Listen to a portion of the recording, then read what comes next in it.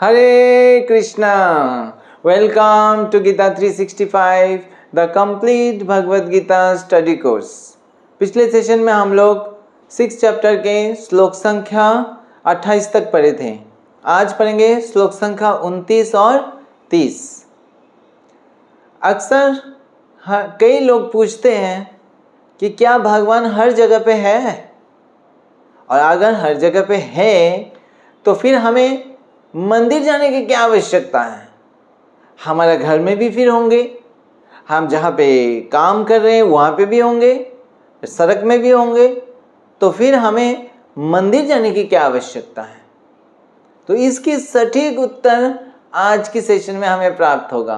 तो चलिए पढ़ते हैं आज का पहला श्लोक। श्लोक संख्या 29। सर्वभूतस्थमात्मानं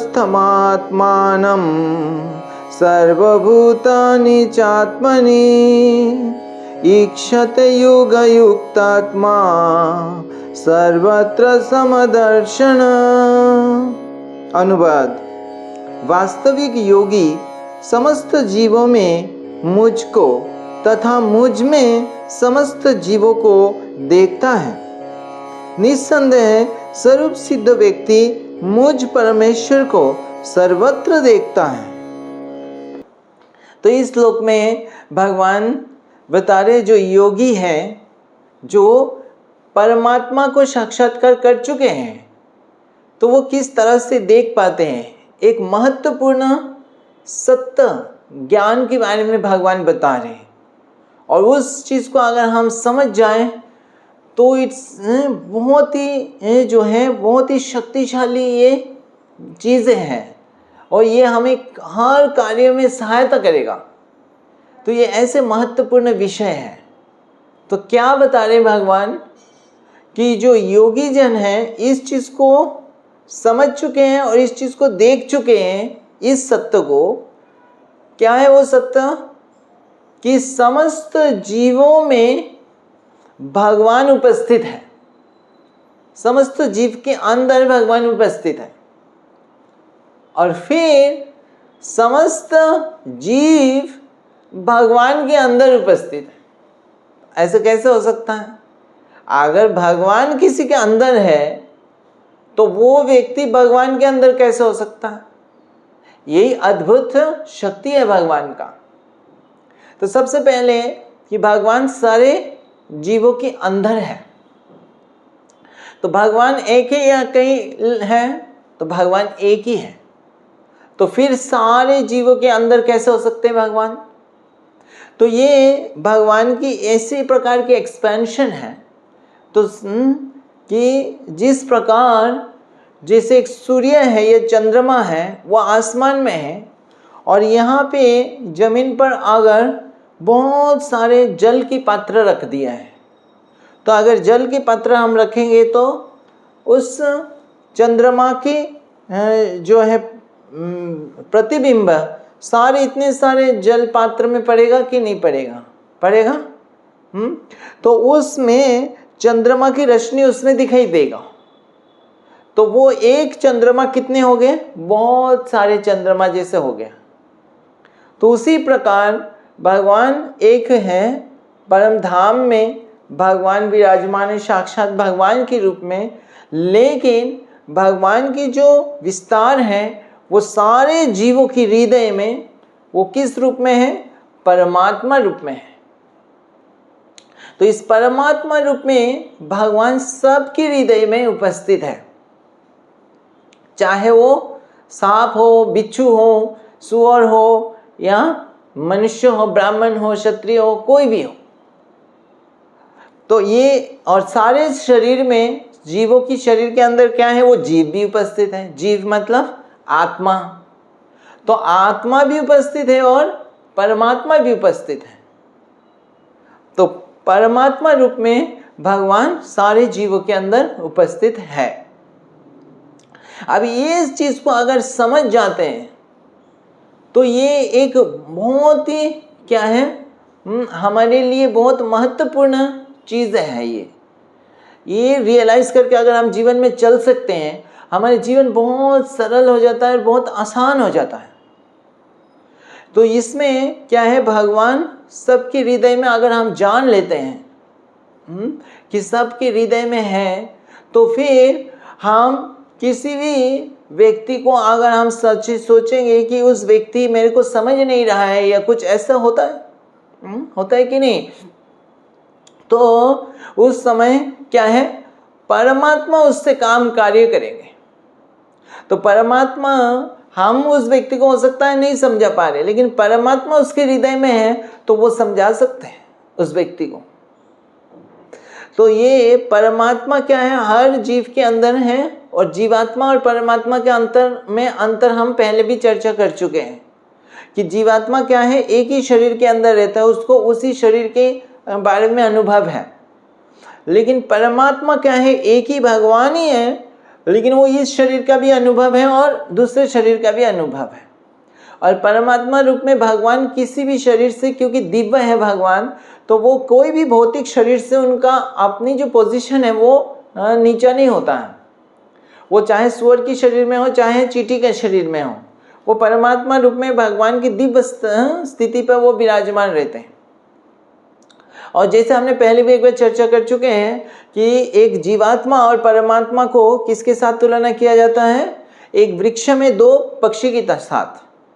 तो एक पक्षी जैसे जो है फल खा रहा है उस वृक्ष में, कभी खट्टा फल, कभी मीठा फल, कभी कड़वा फल, इस तरह से वो खाते जा रहा है, वो जो है सुख दुख का अनुभव कर रहा है। और दूसरा पक्षी जो है उसको गाइडेंस के लिए बैठा रहता है, सिर्फ देखता रहता है वो।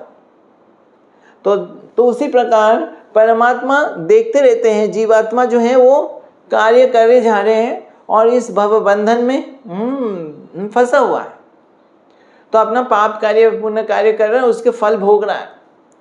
लेकिन जब जीवात्मा जो है परमात्मा की ओर देखता है, तो परमात्मा क्यों है सबके साथ, जीवात्मा शरीर में, हर किसी के शरीर में परमात्मा क्यों है, ताकि जब जीवात्मा को कुछ सहायता चाहिए तो कौन प्रोवाइड करेगा, परमात्मा उसको सहायता करते हैं।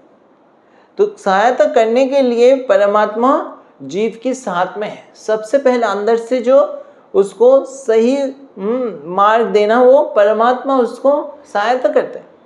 क्योंकि जीवात्मा का जो इच्छा है, सबसे पहले वो इच्छा किसको पता चलता है, परमात्मा को पता चलता है। और फिर परमात्मा उस जीव को सहायता करते हैं।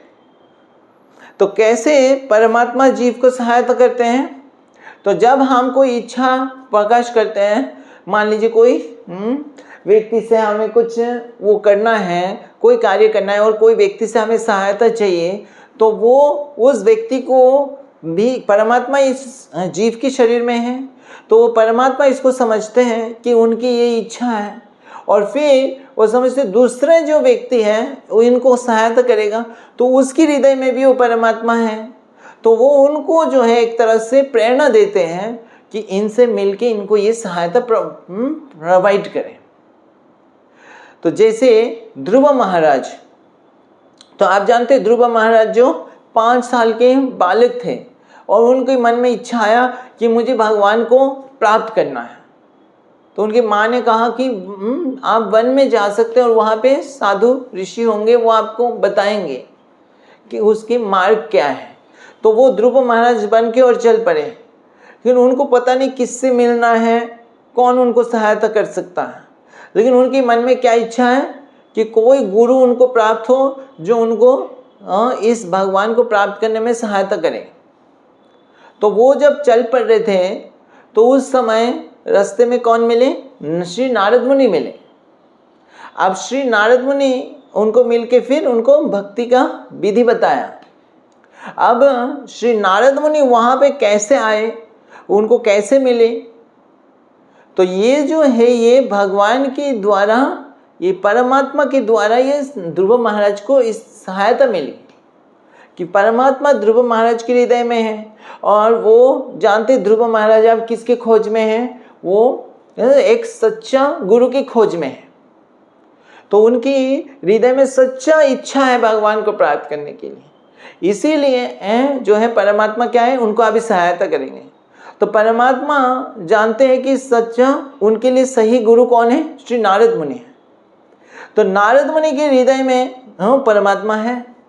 तो नारद मुनि को परमात्मा प्रेरणा देते हैं कि आप यहाँ पे जाइए, इस जगह पे जाइए।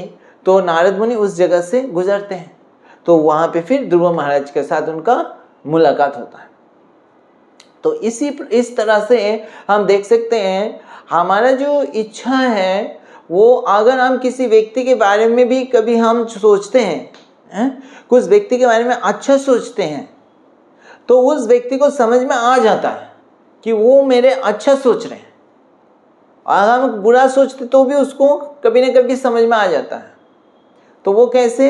वो भगवान ही उसको समझा देते हैं कि भगवान अंतर्यामी है, हमें हर चीज़ के द्वारा उसको समझाने की ज़रूरत नहीं है। हो सकता है थोड़ा टाइम लग जाए, लेकिन उस व्यक्ति को समझ में आ जाएगा कि वो मेरी भलाई चाहता है। तो हमने बातों के द्वारा तो नहीं समझाया, और हो सकता है इतना दूर है उसको नहीं समझ में आ रहा, कम्युनिकेट भी नहीं हो पा रहा, लेकिन परमात्मा के माध्यम से ये कम्युनिकेशन हो जाता है। तो ये है ना अमेजिंग चीज़ है, अद्भुत चीज़ है ये, कि आप कितना भी दूर में जो जीव हो, ये कोई भी केवल मनुष्य नहीं है, इवन दूसरे जीवों के प्रति भी हम जो भावना रखते हैं वो उस जीवों को सामह और आदर पता चलता है। तो ये जो है परमात्मा इस प्रकार जो है सहायता करते हैं। एक बार श्रील हरिदास ठाकुर, वो महान भक्त थे और वो एक अपना आश्रम में भजन कर रहे थे। तो उनके आश्रम में वो जमीन का था, मिट्टी का था वो आश्रम। तो उस मिट्टी के नीचे जो है वहाँ पे एक छिद्र था, होल था, और उसके नीचे जो है एक बहुत ही जहरीला सांप रहता था। तो जब लोग आते थे, दर्शनार्थी आते थे वहाँ पे हरिदास ठाकुर की कथा सुनने के लिए, उनका संग करने के लिए, तो वो बैठते थे, लेकिन उनको पता चलता था कि इसके नीचे सांप रहता है जहरीला, और बहुत डरे रहते थे। और वो उनको जो कथा में उतना वो नहीं होता था, भय लगता था। कथा तो सुनना चाहते थे लेकिन डर भी लगता था। तो वो सोचते थे कि हम आए या ना आए। तो कई बार हरिदास ठाकुर को बोले हम आना तो चाहते लेकिन हम डरते हैं, क्योंकि यहाँ पे वो रहता है, सांप रहता है। तो अगर आप कहीं और जगह पे रहेंगे तो हम आ सकते हैं। तो श्रील हरिदास ठाकुर सोचने लगे कि इससे तो सारे भक्तों को परेशान हो रहा है, तो लेकिन यहाँ पे जो सांप है वो तो बहुत पहले से ही यहाँ पे रह रहा है, तो मैं कहीं और चला जाता हूँ। तो हरिदास ठाकुर ने बस ये निर्णय कर लिया कि मैं कहीं और चला जाता हूँ, और जैसे ही जाने लगे तो वो सांप बाहर आ गए नीचे से, और नीचे से बाहर आके एक हरिदास ठाकुर को एक तरह से प्रणाम करते हैं, उनकी तरफ देख के झुक जाते हैं, और झुक के सांप वहाँ से चले जाते हैं। तो एक तरह से सांप जो है हरिदास ठाकुर को बता रहे हैं कि आप मत जाइए, आप यहाँ पे रहिए आपके आश्रम में, और मैं कहीं और चला जाता हूँ। तो इस तरह से वो सांप जो है निकल के चले गए, और आगे से कभी इन सांप जो है इस आश्रम में नहीं दिखाई नहीं दिया। तो ऐसे पावरफुल अद्भुत जो है ये शक्ति है। पर ये महान जो भक्त हैं जो इस दृष्टि से देख सकते हैं, उनके लिए ये जो है ये नॉर्मल चीज़ है। लेकिन हम क्योंकि उतना शुद्धता से हम विचार नहीं कर पाते हैं, तो इसलिए हमें ये इस तरह से रेसिप्रोकेशन दिखाई नहीं देता है। पर है वो सत्य, एटलीस्ट मनुष्य के बीच में आप देख सकते हैं ऐसे कि कभी भी आप कुछ इंटरेक्ट करते हैं तो आपके जो मन के अंदर अगर आप सच्चे सोच रहे हैं तो आपको उस व्यक्ति से आज नहीं तो कल नहीं तो कभी ना कभी आपको उस हिसाब से उस व्यक्ति को पता चल जाता है। तो भगवान इस तरह से परमात्मा रूप में, अंतर्यामी रूप में उनको हेल्प करते हैं। तो ये भगवान कह रहे हैं जीवों की, सारे जीवों के अंदर भगवान विराजमान है। अब भगवान कह रहे हैं कि वो योगी जो ये तो देख पाता है, अब उल्टा भी देख पाता है कि सारे जीव जो है जिनके अंदर भगवान है वो जीव भी भगवान के अंदर है। तो ऐसे कैसे? तो जैसे हम सारे जीव जो है ये सारे जीवों के शरीर क्या है? भौतिक चीज़ों से बना हुआ है, और ये जो पूरा ब्रह्मांड है ये भगवान की शक्ति के ऊपर ही तो आधारित है। ये पूरा जो भौतिक जगत है, ब्रह्मांड है, वो किसके ऊपर आधारित है? उसका आधार क्या है? कहाँ पे रेस्ट कर रहा है?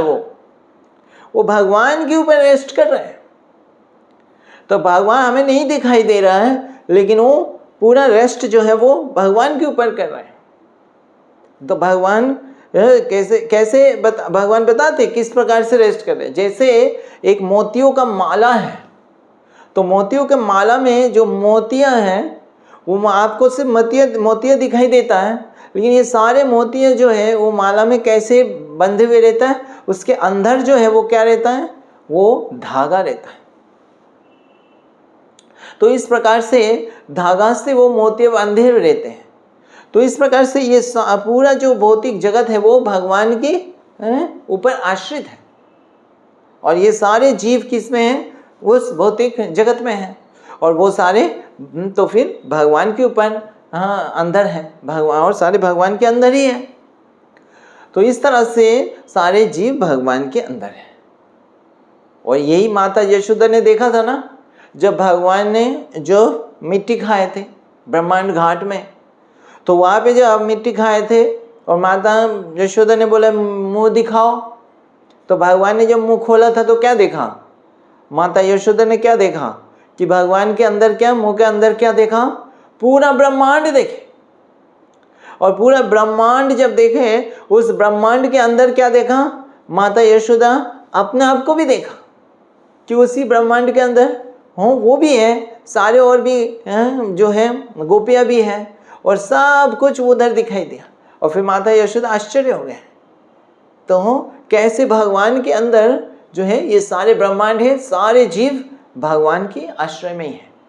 तो इस प्रकार योगी जन जो है वो परम सत्य को देख पाते हैं, और ये सर्वत्र देख पाते हैं, यानी कि ऐसे एक जगह पे हमेशा जो है इस तरह से वो देख पाते हैं।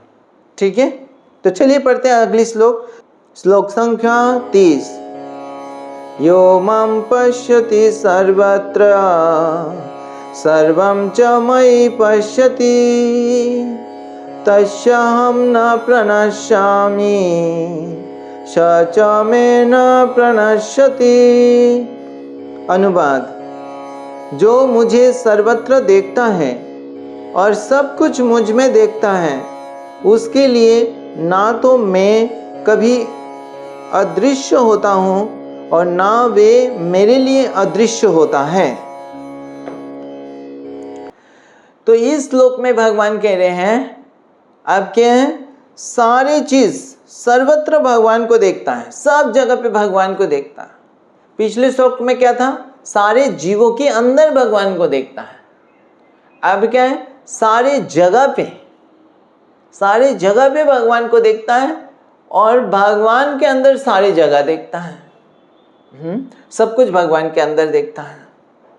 तो अब सारी जगह है, तो जीवों के अंदर तो है ही भगवान, अब जीवों के बाहर भी जो जगह है वहां पे भी है।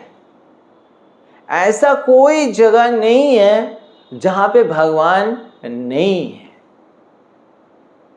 एक बार एक गुरुकुल में जब स्टूडेंट सब ने कई साल अध्ययन कर लिया, अब उनका जो है गुरुकुल के अध्ययन खत्म हो गया, समाप्त हो गया, उनको घर जाना है।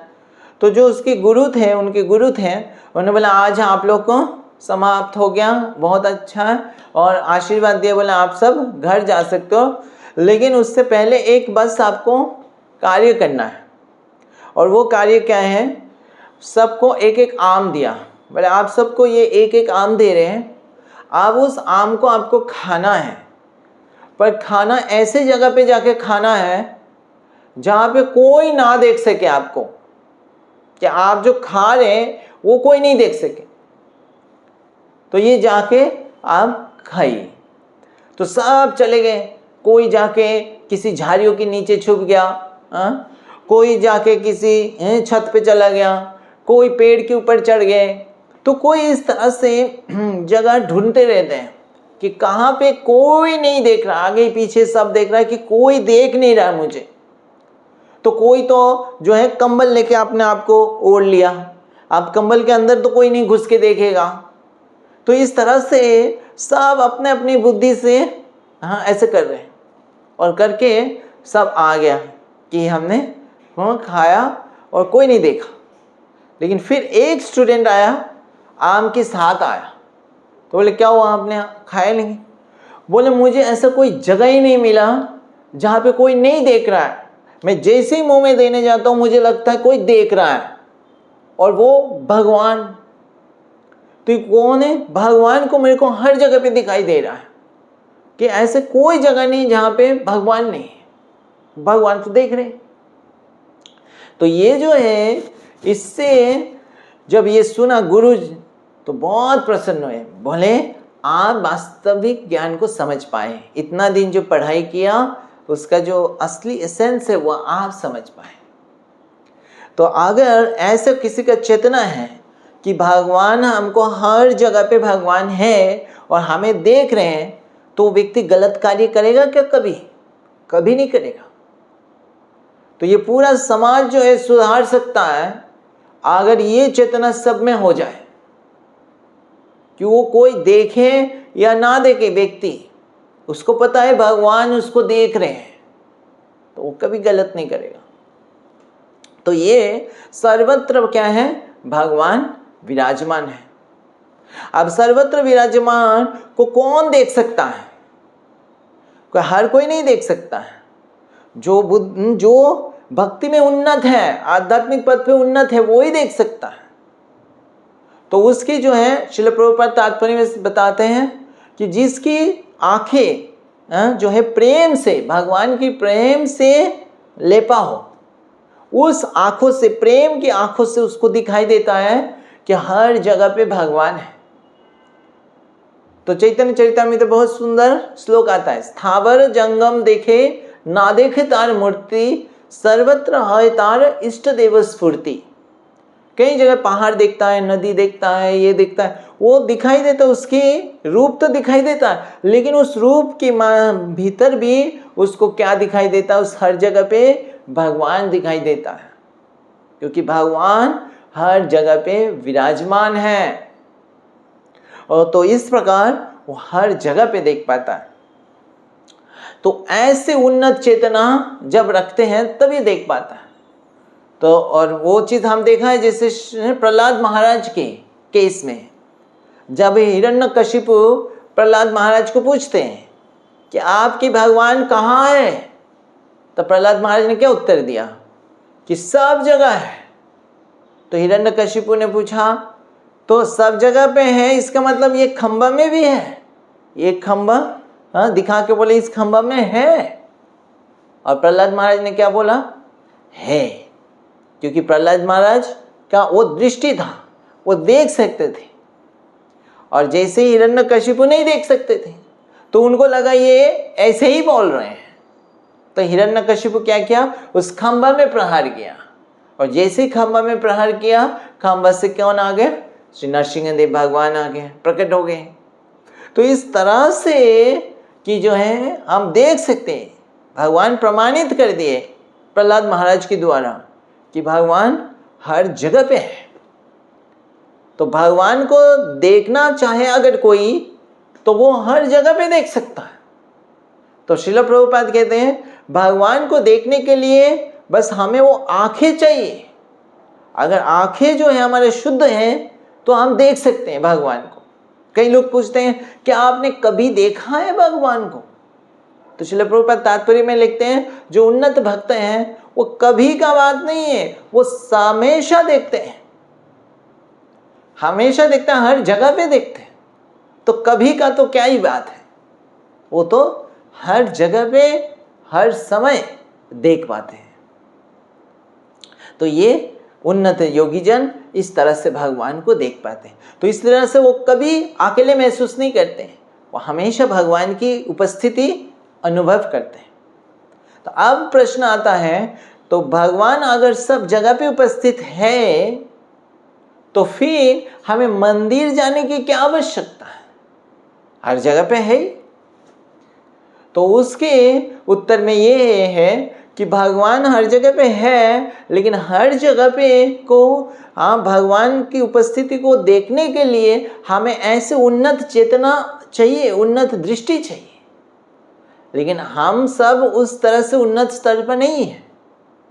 तो इसीलिए हम भगवान को हर जगह पे देख नहीं पाते, वास्तव में देख नहीं पाते। अगर देखते तो फिर हम गलत कार्य और ये सब नहीं करते, तो हम देख नहीं पाते।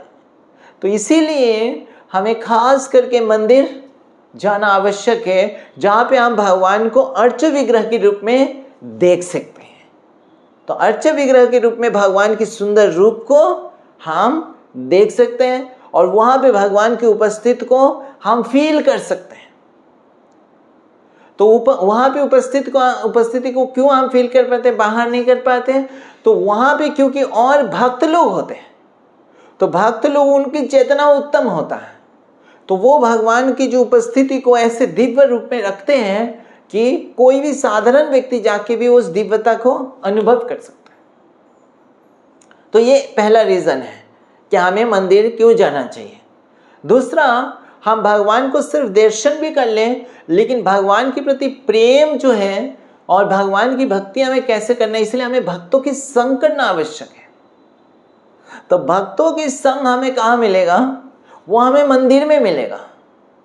तो इसीलिए हमें मंदिर में आने से हमें अच्छे भक्तों की संग मिलता है और हमें दिखाई देता है कैसे भक्ति करना चाहिए और अच्छा से कैसे करना चाहिए। हम जितना भी कर रहे हैं वो तो ठीक है, लेकिन हमसे भी और उन्नत भक्त हैं और वो मंदिर में किस तरह से भगवान की वर्शिप कर रहे हैं, किस तरह से उनकी भगवान के प्रति प्रेम है, वो सब जब हम देखते हैं तो हमें भगवान के प्रति जो हमारा भक्ति है वो बढ़ता है, हमें प्रेरणा मिलता है।